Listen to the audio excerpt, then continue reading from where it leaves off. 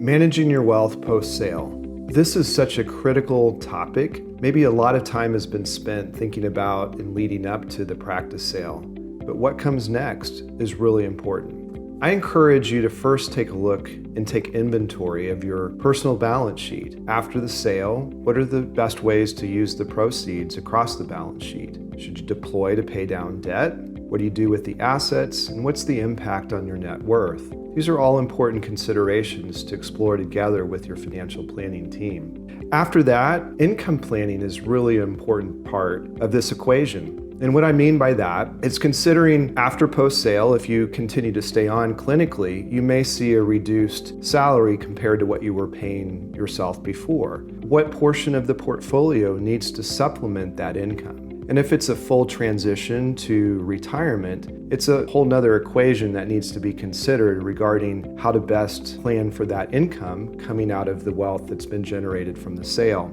Another important consideration is really around the income sourcing. So with this, you likely have a pretty large bucket of dollars sitting in taxable assets. Likely could be other places though. Maybe there's been retirement savings that are either grown tax deferred or perhaps even in a Roth vehicle where it's tax-free in nature when you pull those assets out. It becomes really important to maximize both the longevity and the tax planning of those underlying assets to figure out the best place to source those dollars when that income is needed to supplement either a current income level or if it's in full retirement. Related to this though is an important consideration of how do you construct your portfolio? Do you build it only for income, or do you really focus in on the longevity of the portfolio with a more aggressive stance towards growth? Often, but it depends upon the circumstances, it's somewhere in the middle. A balance-based portfolio that has the ability to see growth over the long run, but also is generating sufficient income to supplement those current cash needs that you might have.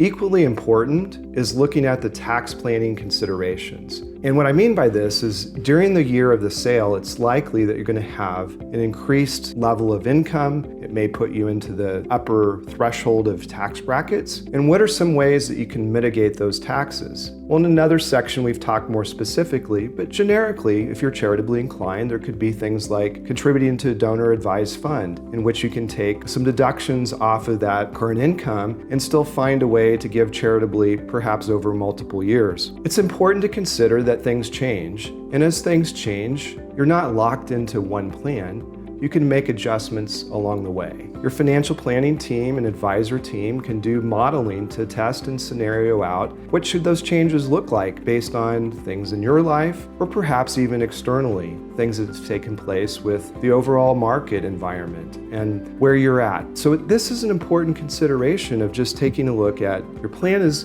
established once, but then can be adjusted along the way.